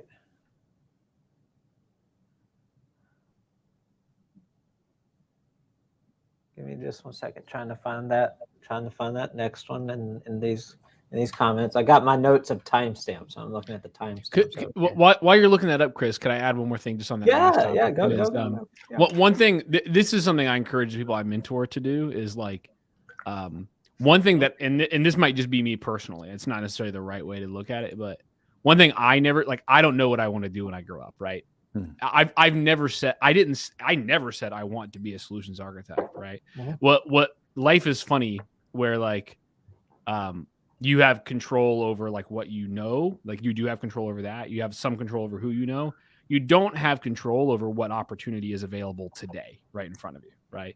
And so I encourage people I mentor to like focus on the fundamentals, focus on making yourself better, learning the skills, because that's the one thing that you have the full power to control. And then past that, you keep an open mind, right? Because opportunity, you might have an opportunity that comes up that maybe it's not a solutions architect role, even that's your dream job, but it's still better than where you're at right now, right? So when that opportunity comes, you got to take that job, get your foot in the door, and then maybe your next job is solution architecture. You'll get there. We got a message on the live stream yesterday. I know you said that you were surprised that we were streaming yesterday. You're like, well, these guys every day. But yeah, somebody came on our live stream yesterday and put in the chat box. They said, I just got a $80,000 a year job with the help from your YouTube channel. Now I can do XYZ, and I'm like, totally. There you go. Like that's what it's about. Like that's his goal is to become a solution architect, but he was able to get something that came up and bettered his opportunities and his station in life, so that he could use that stepping stone. So, and there's plenty of examples of people that we know, and that not to talk about our program, but that have come through our program that do that. They do that stepping stone. It's like they get it. They're in there, and that security engineer job pops in their lap. It's like, okay, well, I need to make some money. Let me do this. Right. And Trevor, I completely agree. I always believe that luck is when preparation meets opportunity. But like Delroy Bad, he's like a son to me. He comes and visits me in Florida constantly. We started training him, and he got a security job. And he said, but Mike, what do you think? I want to be a security architect. And I said, take the job. And 10 months later, he's now working as a cloud security architect. But I'm like, take the job. Because he was working on ambulances as an EMT. I'm like, look, if we help you get a job like this, take it. And guess what? It'll make it easier for you to get the next job anyway, because you'll have some experience on your resume in addition to what we teach you. So take it. And he's living comfortably. He's happy. He's visiting me in Florida from time to time. And then he gets this big job, and he's like, oh, it worked. I'm like, of course it worked. You took care of yourself, and you trained. But yeah, you never know what's going to get thrown your way. You might be me. You might study medicine. You might spend 7 years in school and realize, I don't love this. But guess what? Or pay for law school and everything and not pass the bar. And then what are you going to do? Yeah. Now you got all this debt from law school and you didn't pass the bar. Sorry, a friend of mine. You got to get committed some kind. You got to draw the line somewhere. Yeah. All right. So I found that next question here. It's from, this is a good one. Without obviously saying anything you're not able to, I think you can answer this one pretty clearly. I have a question for Trevor. What is the process or how long it takes from the first contact to presenting the actual solution? I'm going to give you the most solution architect answer of all time. You ready for it? It depends. All right. So like I have legitimately had calls where I'm on the call. The problem is discussed. And by the end of a 60-minute call, we have a solution, right? Maybe it's not implemented, but by the end of a 60-minute call, we have a solution. Sometimes there's just already a simple solution to the problem. Other times like Mike has referenced to, like there are certain solutions that will take years to build or a year to build, right? So I will say like I'll tell you what, in a perfect world, how it goes, right? In a perfect world, we don't live in a perfect world, so it doesn't go this way all the time, but perfect world, you show up. What is that? What was that? The perfect world doesn't exist. We can't talk about it. All right. So in a perfect world, I'll show up, I'll do a discovery call, half hour, like learn about the problem. I'll take that back, I'll kind of workshop it and then bring like a first pass solution kind of, and the first pass solution might be like a diagram and then discussing the benefits and aligning, like making sure that, did I get this right? Does this solve the problem that you really have, and explore that some more? And then once we get alignment, which you want to do that early, you want to do that before you start demoing stuff, right? Mm-hmm. Once we get alignment, then that's when I would come back and then it's all about the customer trying to figure out what they need to actually deploy it once you confirm it's aligned. So maybe that's a demo next, maybe it's proof of concept. Sometimes you can skip that altogether and go straight into rolling the solution out in certain customer environments. But I would say can range like from weeks to months to weeks to months is probably a fair range. I think that's a good range. It depends on the size of the deal. Yep. For things that are less than $200,000, weeks is probably reasonable. For things that are less than $10 million, less than 5 months is probably reasonable, 5 to 6 months. For things that are 50 million and above, you're dealing with a year at least. When you're getting into $1 billion deals, which I've worked on, now you're getting into multiple years.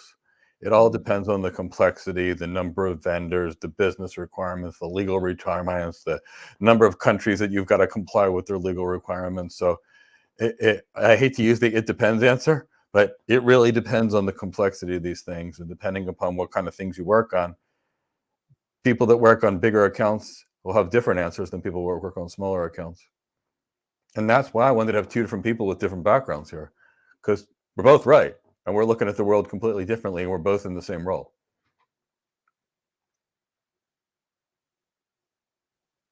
So just to follow up to that, Trevor, after the solution is developed, does it ever change?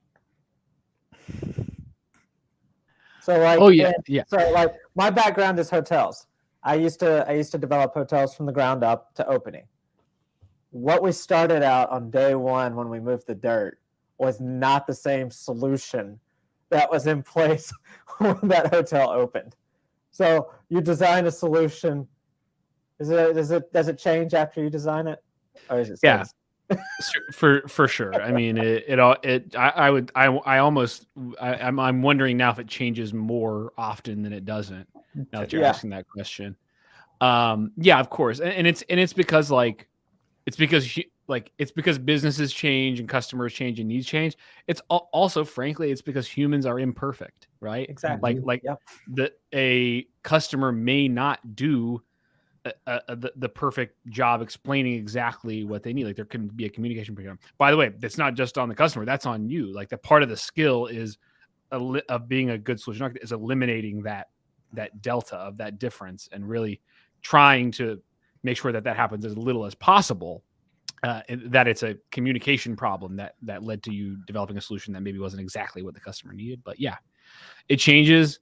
That's part of it. Like whenever I was younger and first starting with this type of work, that used to frustrate me. And I used to I designed it perfectly. Just take it. Right. Yeah. Yeah. But then you just grow to accept like that. It's just part of the process. How it goes. And you said the way that you answered the original question made me think about this. Is you said you come back and you say, does this really solve the problem, or does this solve the problem you really have? Like, is this actually accomplishing what you desire, or was it something else? Is it something we didn't see? Is it maybe we went too much? Maybe we didn't do enough? But humans are imperfect. Businesses are always adapting. Things are always changing. So what little interaction I've had with people, they seem to think, and it's not just in this industry or the sphere, when something's done, they think it's done. It's like, no, No, that's just the beginning. That's the beginning of the road. Done for right now. Done for now. Like here, all right. I got our starting papers done. Now let's move forward. So I wanted to hear your thoughts on that, because I likened it to, like I said, a hotel in the middle of construction. We can't get the permits for this thing, so we have to adapt this and change the solution. So I figured the same thing was there. Yes, Mike. Even if it's perfect, even if it's the perfect solution where the customer told you everything they needed, economic environments changed instantly. Yep. All of a sudden, there's a new disruptive technology that's out there. And this company that was going to say, like say ChatGPT, there were companies that were investing a ton in search engine optimization that basically cut it off like a drop in the bucket. And they're like, wait, this is all no longer relevant. We got to change what we're doing. So macroeconomic factors change, microeconomic factors change, business and industry changes, and that will change your architecture again and again and again, assuming it's designed perfectly. And there is nothing that's perfect in this world. All right. So Reggie asked, how do you stay up to date with the latest developments and the trends in cloud computing? Huh. I don't know. Well, he said that, and the first thing I was thinking, I just got back from AWS reInvent in November, and so like that was a really that was one way for me to stay up to date. It's because I was there while all the launches were coming out. Maybe it's a weird answer. I actually have accepted that I cannot stay up to date with all of the latest developments and trends, and I pick and choose. And the term that a peer of mine uses is like so obviously it helps to have an interest, right, in these things. But the term that I've used a lot more is like just in time learning, where like I'm very comfortable. This isn't answering the question directly, but I'm very comfortable going into a situation where I don't know what's going to go on, and then just like figuring it out over time. And I like this stuff. So like I do listen to, specifically I listen to certain podcasts. Like there's a lot of great podcasts on cloud computing. I watch YouTube videos. Obviously, I'm very active on YouTube. I read blogs when they come out, but like I can't consume it all. So you tend to just pick areas that you're interested in. Like for example, I subscribe to a list where I see every networking announcement that AWS makes, because that's an area that I'm interested in, and I have a lot of depth in, and I want to stay up to speed on it. I don't do the same thing for every Internet of Things announcement that AWS makes, because it's just not an area that I can afford to, I have the time to keep up with necessarily. So I don't know. It's an interesting question, because a combination of personal interests and figuring it out along the way, though. All right. I'm going to say it goes back to fundamentals. When your fundamentals are truly, truly strong, like RFC 1925 says, nothing really changes that much. It's just new versions of the old things. So for example, the first virtual thing that I worked with, a virtual LAN. Out of nowhere, VMware has a virtual machine. Then Cisco invented the private VLAN, which was basically things in a VLAN that were isolated from each other. Wait, that's what a container is. So Reggie, you're a professional athlete and a cloud architect. If you have ankle mobility, hip power, posterior chain power, a powerful back, a powerful shoulders, good metabolic conditioning, and you went from your sport and then you decided to do mixed martial arts, guess what? You've got a lot of the mobility, the speed, the power. It would be much easier for you to learn and adapt to new things because you're already great at speed and power. So the key is when you're solid, you can learn new things very easily. But you're not going to remember everything, and you can't focus on everything. So focus on your position, be great at your thing, and build a team of the smartest people you can possibly find. Because somebody else is going to master security, somebody else is going to master data. You can only master your destiny, play your position, play it well. And at least that's how I keep up to date. Because I can't keep up to date on everything. Wouldn't even try. It's hard. Yeah. All right. So our next question is going to be from Barack. Sorry if I mispronounced your name. Are all the SA roles activities conducted remotely or in person, on location? Yeah, that's going to depend entirely on the company you work for and the customers that you cover. For me personally, right now, I'm still doing most stuff remotely, but I probably meet with a customer once a week in person, though. I live in the greater Boston area, and so I cover customers up here in New England. But it's a combo, and there are certain the way I segment it is like education and training and like solution design. I think that's pretty. I feel more flexible about that. Like I can do that anywhere, anytime.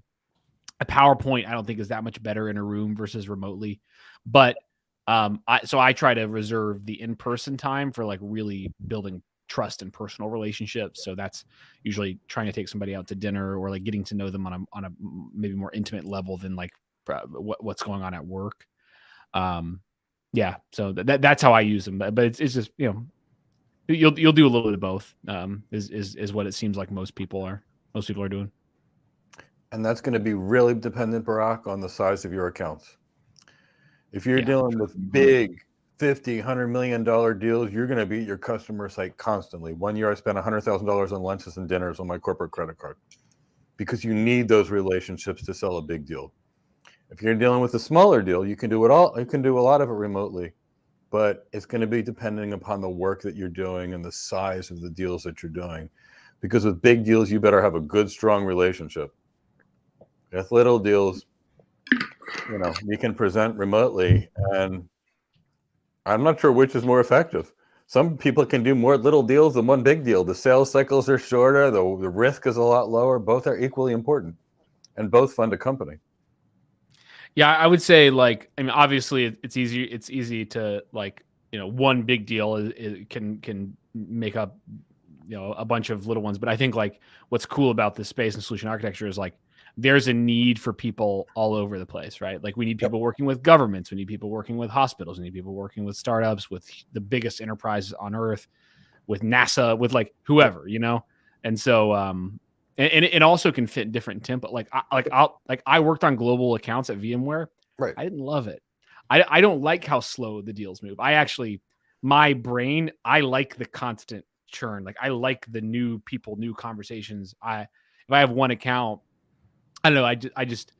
I didn't like it as much for me personally. And so I don't know if I would ever go back to having just one or two accounts. I quite like having 30 accounts because I just get to bounce all over and do a lot more things, I think.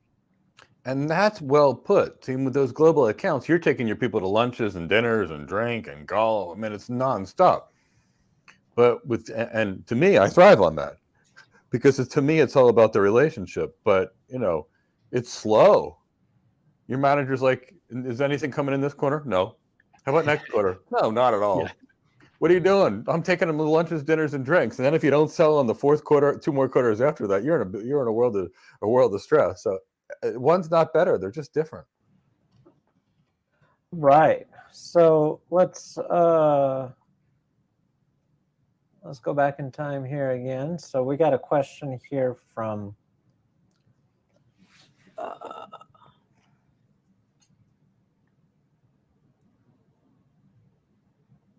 this one from George. This one, I think the next couple of ones are they're probably gonna be very specific responses. Where just like the last one we said, it depends. It's kind of like it can be. There's so many opportunities and situations and experiences. But George says, besides soft skills, meditation, and yoga, how much technical knowledge do you actually need, and how long will it take to acquire those skills to be hired as a cloud architect? I feel like that's I know I'm the moderator, but I feel like that's like a trap question. There's so many things, so many.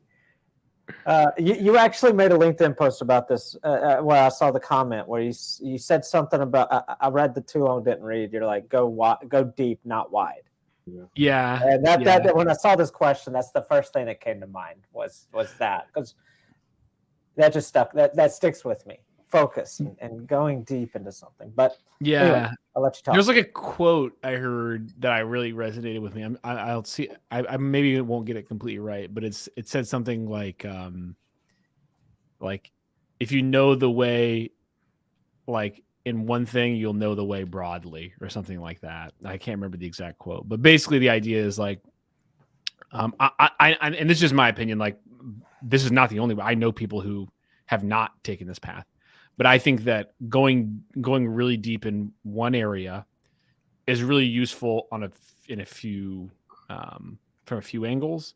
Like first of all, it teaches you that you can do it, which is maybe the most important thing. Of like I now know that I can learn anything. Right? That's a crazy thing to say, right? Like, but I actually believe that because I've done it now a few times. Like I've become a real expert in a few different areas. And so just knowing that makes me feel like I don't really have as many limits and I just have the confidence to figure things out. But as far as like how much technical knowledge you need, like really to be a great architect, you don't technically need to be an expert in one thing. You need to be like maybe 100, 200 level in a lot of different areas. But I do think it's beneficial to have an area of expertise. It helps with your credibility. And it also, I don't know, like I think some companies hiring do expect that, I think. All right. I think that's a great answer. No, it all depends. It typically takes us about 6 to 12 months with focused training. And if someone like Trevor to mentor someone, he could get someone through in 6 to 12 months because he could tell you, learn this, don't learn that, learn this, don't learn that. See this 1,000-page book? Read these 52 pages, ignore these pages. But on someone's own, it would take them a couple of years to get there because they don't know what to learn or what not to learn and don't know where to separate, the wheat from the chaff, so to speak. Yeah, that brings up an important point before we get to the next question. Find a mentor. Yes. Find a mentor, and just so I told everybody we're gonna wind down at 8:00. This part of our New Year's resolution, sticking to time. We may not end right at 8, but we're gonna start winding down at the very least. But find a mentor. Find the right mentor. Find someone that's been in the role that you want to be in, and not somebody that's just gotten in the role and still kind of figuring it out. But find people like Trevor. Find people like Mike. If it's non-tech and it's business and operations and figuring things out, find somebody like me. If it's marketing and branding and things like that, find someone like Alonzo. But find you a mentor, because otherwise you're going to be wandering in the desert. You'll get to the goal, but you may get there very slowly without a mentor. But if you find a mentor and you find someone that can guide you and show you and lead you, that's such an invaluable thing. Find a mentor. Things to look for in a mentor. If they're an associate, they're a trainee, they don't know what they don't know, they can't guide you, it's only going to be bad advice. If they're regular, meaning not senior, guess what? They don't know what they don't know, they just got there and they can't help you. When somebody reaches senior status, they've got a good feel for it, so they can help you. When someone reaches principal or distinguished status, they've been in the field for a long time, they probably guide people, they can also help you. When someone is a director or a VP that hires them, again, they're in a position to help you, but don't go to someone that just got the job. In many cases, they don't even know what they got, but of all cases, avoid trainees. I used to train people, they were called associate solution architects, associate systems engineers. Here's what that job is. It's a trainee status. You have it for 6 to 12 months. If you graduate, you become regular. If not, you get fired and you don't have the role anymore. But when you're brand new, you don't know what you don't know. So find someone like Trevor or someone like me, someone that's been there, hired and fired ideally. And that way you can truly find out exactly what you need. Not hired and fired. No. We're hired and fired others. Okay, there you go. You got to clarify that. That word "other" really. Yeah, and here's the thing: is I hate to fire people. It was one of those. But the point is I know what it takes to hire the right people and how to train them. So here's a good one for you, Trevor. We got from I believe it's Riyadh. Again, maybe mispronouncing it. What is the one skill that you believe has helped you with your continued success? Nice question. That's a good question. I like that one. I mean, wow. Yeah. Contemplative. Oh. It is a good question. It's so good. I'm actually dumbfounded right now. I'm not. I mean, there's a lot of different things. If I had to pick one, I'll just tell you. First one that comes to mind. Can't think. I'll just tell you what my favorite I'll tell you just like what my favorite is I mean, I talked about it earlier. Like, I think that this is something I work to do, that it doesn't come naturally, as I think that really making a interaction feel personal and casual, I think, is a skill that I have that not everybody does. Like, some people will start a meeting and they'll open up the PowerPoint, they'll open up the demo, they'll get right into business. And just taking time at the beginning of every new interaction to set expectations, and also make it clear that you're not talking to some brainiac, that it's not a hierarchical relationship that we're having here. We're equals. We're on the same level here, and we're partners in whatever solution that we're going to create. I don't know what skill that is necessarily. I think it's just like, it's probably like emotional intelligence, like soft skills category type of thing. But to me, that's where I get the most gratification, is like whenever I see that work and I see a meeting go well, and it feels like a conversation and not like a presentation. To me, that's something that I observe my peers, and not everybody is able to pull that off. And I think it's a big difference maker. Totally. Finesse, soft skills, and emotional intelligence. That's the basis of this job. Gravitas. All right. So, sorry, I didn't mean to cut either one of you off. No, you weren't. I just, it's interesting. You ask 10 working architects that are out there, and the majority of them that are successful are going to tell you the ability to connect with customers. Because if you can't figure out what they want, which means you can't get the requirements, which means you can't design it, and you can't convince them to buy it. And if you can't convince them to buy it, it's the most beautiful PowerPoint-ware in the world. Doesn't solve anybody's problems. Best comment of the night. Derek, a man I truly, truly respect. Yes, Chris is a boss. He's awesome. I'm thrilled that he's with us. So it looks like we actually have I don't know what you call yourselves at AWS, but AWSer, I guess. So Amazonians, what they call Amazonian. There you go. I knew I'd back. Yeah, he pops in our YouTubes periodically. He says, "Have to ask the standard Amazon question. I guess it's standard. What makes you peculiar?" If that's standard, I've never been asked it before, so I don't know how standard it is. What makes me peculiar? I'm gonna give you a super cop out answer. I don't really think there's anything that makes me that peculiar. I think I'm pretty regular average person. In fact, like, I really lean into that. Like, I want people to see me as a very regular average person. He's the gray man. Yeah, so I don't have a good answer. Like maybe I have something quirky. Here's something that's quirky about me. That is maybe a better answer than that is, I like, and I think it's what makes me good at being an architect too. Is like I like learning stuff until I don't need to be an expert. I like learning it until I am able to identify I could be really good at that, and then I move on.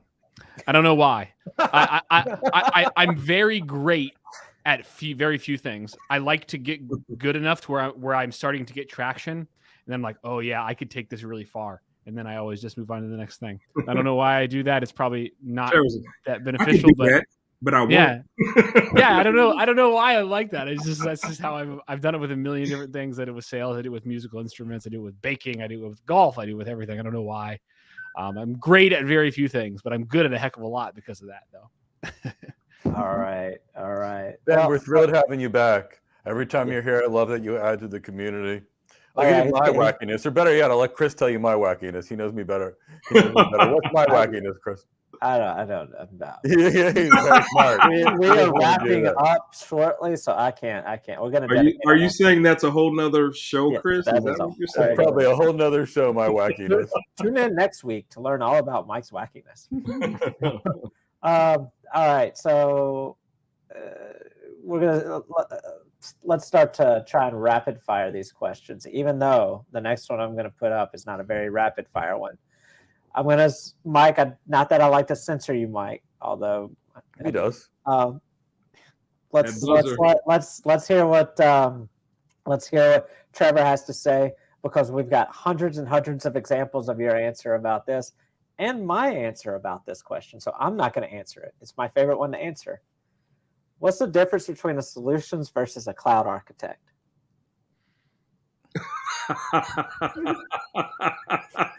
I don't know. Like the difference is the hiring manager and what they wanted to call it. I don't know. Like I don't get hung up on the title things a lot, honestly. Like there's plenty of people that are called cloud architects that are solutions architects. There's plenty of people that are called solutions architects that are cloud architects.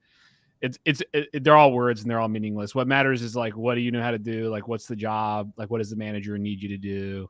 I don't have a good answer for it. Like I'll call myself a solution architect or a cloud architect or an engineer or like whatever. I'm just a guy that like solves problems. Whatever gets the job done, right? Right. So sorry, Varun. I don't mean to be dismissive of the question. It's maybe I just don't have a good answer. You all probably have a better answer for it than I do. We have very long form answers for this, but the general rule that we have is a solutions architect sticks with one vendor set of solutions. A cloud architect has all tools available, not just one vendor. That's kind of the line that we attempt to use as an explanation. And I know you've mentioned it before in our brief discussions about how solution architect can be anything, really. It's like I solution architect how to make this aluminum can. Or my friend from high school and college who was a solution was a solution architect at Sherwin-Williams because he was dealing with their solutions from Sherwin-Williams, the painting, the paint, the carpet, the flooring. He was a solutions architect. But so, like I said, we attempt to keep it simple by saying a solutions architect deals with one cloud provider's solutions offerings, and a cloud architect uses all of them. Mike, real quick, 30 seconds. And that's the thing. Solutions architect could be anything. It's typically single vendor, but AT&T used to call their cell phone sales rep solutions architects. The local carpet store calls their people solution architects. They either use the term Azure solution architect to represent Azure, AWS solution architect to represent AWS, Cisco solution architect, or realize the cloud architect is typically multi-cloud, and a solution architect is typically single cloud. But even the solution architects deal with multi-cloud stuff. And Child told me that the thing that makes me peculiar, apparently, is that I have hair. Oh, no. Message. So apparently that's my peculiar thing. Well, yeah, one of these things is doing its own thing. You know the rest. Hey, I got a haircut today, though. Okay. All right. Trevor, is it okay if we do like 5 minutes of trying to quick fire questions? Yeah. All right. So, Lady Godiva, what's the longest project you've worked on time-wise? As an SA, I have one project that I've been working on since I got the job, and it's still being worked on. So I started this job February last year, so that's been like 11 months. So yeah, there's that. But when I was a consultant, like I worked on some projects for like multiple years. So at a certain point, it stops becoming a project and turns into like a program where it's just like something that is never ending. But yeah, years. All right, next question. Sorry, I'm putting in the chat box that we're going to be wrapping up soon, and I misspelled everybody. Great. Wow.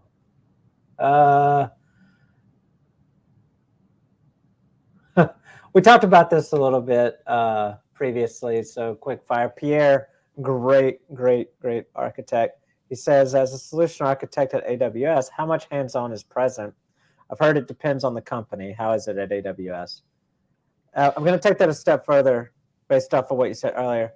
I think it would be fair to say it might be based on the company, the department, the role, the division, the team. Yeah. Even within AWS, like there's some essays that would be way more technical and some that would be less technical.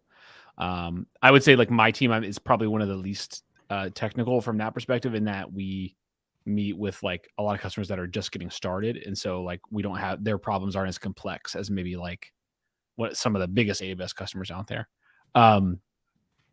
But I will say that like, and this is in my experience, I think the solutions architects at AWS do tend to be part of it is just because of how Amazon hires. Like they are proud of like their hiring bar and how high the bar is to hire new candidates. And so because of that, we hire people that are both very technical and like have the soft skills and business acumen. And they're out there. They're harder to find people that have them both. But hands-on, I do get hands-on in that, like I'm writing like CloudFormation templates to like launch solutions, and like I'm in the console, like building out demos. But still the hands-on stuff for me is maybe 10% of my work. Like it's relatively minimal. But I will say, what as caveated is, I have peers who they would say that that's 60%. Because part of it's just because that's what they love and they enjoy that part. But that's not me. Like that's just not the part of the job that I like so much. I don't dislike it, by the way. It's just not. If I have free time, I don't get into the console and start playing around necessarily. And if you were on the global team and never wanted to touch it, I'm sure you could find some engineers that would do it for you. That's true. Yeah. You got an important enough account, you can get the PMs and other specialists to do all the work for you. That's what I would do. I always had here, you guys like doing it, you can figure it, you do it. Yeah. I'm going to focus on the business. So Shardul, we talked about this a little bit earlier as well. In your early career as a solution architect, is it better to be a general technologist or someone who specializes in a business domain like payments? I don't think it's better or worse. I think it's kind of more about what you prefer. But I like being a generalist now. Like I was a specialist in my past jobs. This is the first job where I've ever been a generalist. I'll just say so it's not better one or the other. But to give you like some of the differences is like I think generalists get to think a little bit more big picture and be a little bit more strategic oftentimes. Whereas specialists tend to be more pointed and maybe even more technical. And so I think it's less about like what is better and more about what fits you at the phase of life that you're in.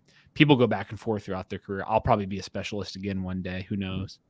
But I don't think I couldn't say one's better than the other early in your career. I'm happy that I was a specialist first because now I have that foundation. I don't have to go back in time and figure it out now, but it's not the only way.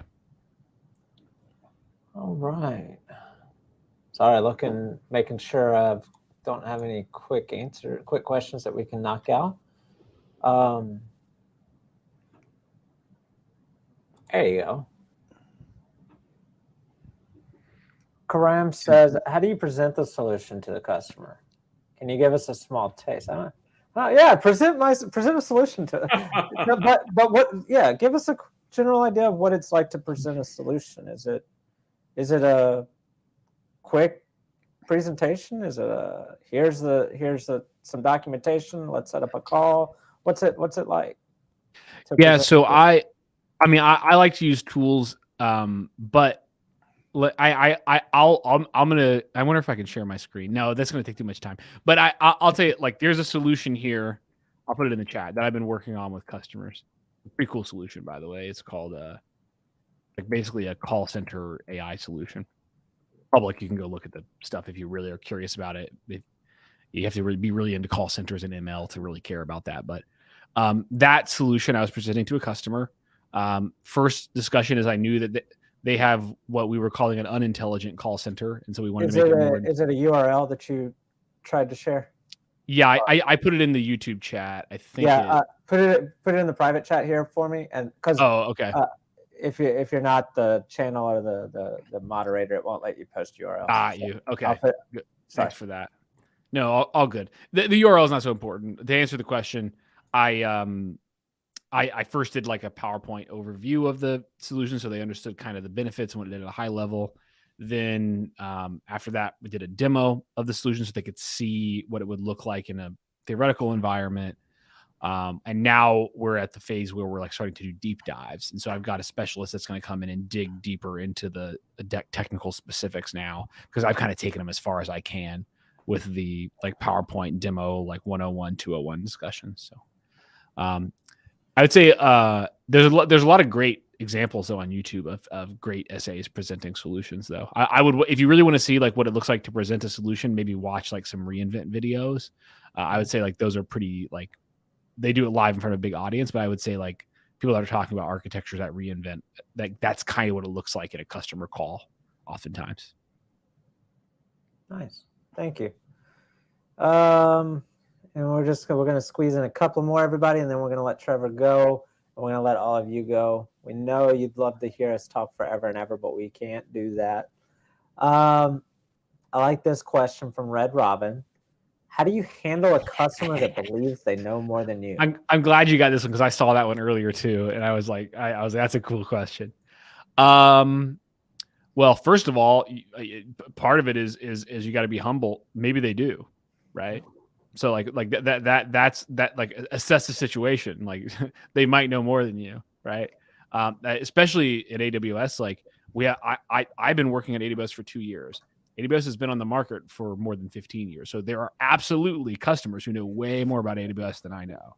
In fact, I work with a couple, and so there's, in that situation, like you just kind of acknowledge it and you say like, that's awesome. Like you have the engineering expertise, but like what I bring to the table is the ability to research, find new solutions, bring in experts and things like that. And you just be honest. And that's part of building trust, is being honest. Now, if a customer thinks that they know more than me and they don't know more than me, like I'm happy to let them think that. Like that's fine. I don't really handle it any differently.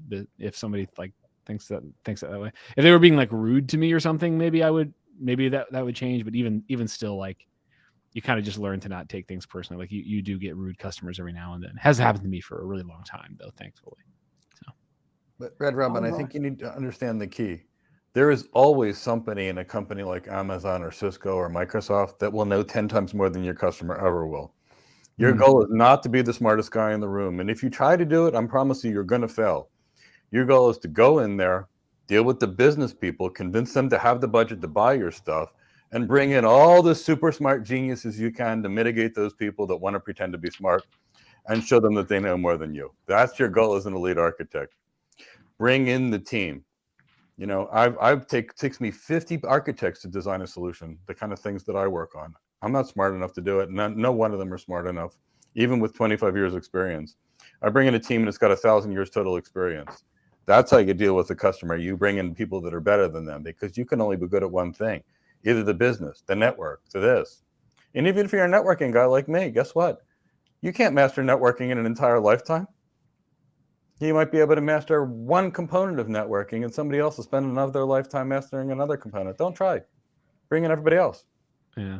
Another thing that helps is asking good questions too, Yeah. right? Because if a person thinks they know more than you, and you ask them questions, you can kind of expose or get them to really just say what they know, or like maybe like if you ask a good question, like sometimes they'll realize like, oh, like this person actually understands me. Yeah. So and they'll back off as far as like maybe if that's the dynamic or something. Yeah, you said something in your response. I can't remember if you said humble or you said humility, but anyway, basically, same thing. Having some humility and knowing you may not be the smartest person in the room, and then of course also, if they think they know but they don't, just being humble enough to realize, you know what, maybe it's not in the best interest for me to show that they don't, and it's you have to have the humility to just go with it and say, all right, yeah, that's a good point. Not at all. Yeah. but yeah. Anyway, we've kept Trevor long enough. We've gone 10 minutes over. It's time for us to wrap up. So I want to see if anybody's got any last words or last comments or closing thoughts. I'd love to hear them from you. But while we're closing out, if everybody will give us a hashtag AWS Solutions Architect and a thank you, Trevor. Some type of message for hashtag showing appreciation to Trevor for joining us tonight. And then I'm going to post his things in the chat box again for everybody to make sure you go do the thing. The follow him on, do the YouTube, do the LinkedIn, do the Twitter. But yeah, any closing words, gentlemen? I want to thank Trevor for being here. I love that he shared a perspective. I love that he's got a different perspective, and he works on the different kind of teams than I work on. Because There's all kinds and all different roles, and you should really listen to people that have been in the role for a while. And the more people that are in the role for longer, the more we can help others. You can't help others if you've never had the role, if you don't know what the role is. So I try to bring in people. I bring in people like Yvonne, because he comes in all the time and he gets Amazon's permission to do so, and he does it from an Amazon perspective. I bring in Trevor, who's speaking from his own perspective, and I love that too. And the key is just, find yourself some mentors, whoever it is, find yourself a mentor and learn from that mentor and get better every day. So Trevor, thank you so much for sharing your experience and background here. I'm very grateful to have you here. I'm happy to do what I can to help you as well. I think it's great. Every message that you post, we post almost the same things most of the time. It's all about communicate with your people, learn how to take care of yourself, learn how to take better care of your customers, learn how to help people, and learn how to focus. Pretty much, we both always talk about those similar things. So yeah, really happy you're here. Thank you. It's been a pleasure. I love, another awesome thing about this industry and the people in this chat is like, we're also part of a community, right? Yeah. And I love being part of this community, and just it's a privilege to get to participate in it. So thanks Mike for having me on to get to just hang out with people that are like us, trying to go in the same direction. And yeah, my socials are all in the channels like Chris posted. So you all please follow and reach out to me anytime if you think I can help you with something, because as we've discussed at length here, that's what we're all here to do, to help. That's why we're here. It's to help others. Exactly. All right. Well, Alonzo, I know you didn't get to say much. Sorry, I do the MCs, and we got Mike and Trevor, and your beautiful scenery. Any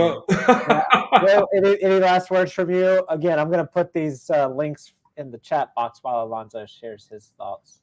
Well, I can't celebrate Trevor enough for coming here, sharing his wisdom. Not only am I into marketing, but I love cloud architecture as well. So I'm always on the pursuit of learning new facets, learning new perspectives, and based on those experiences. So what you've laid out has been awesome.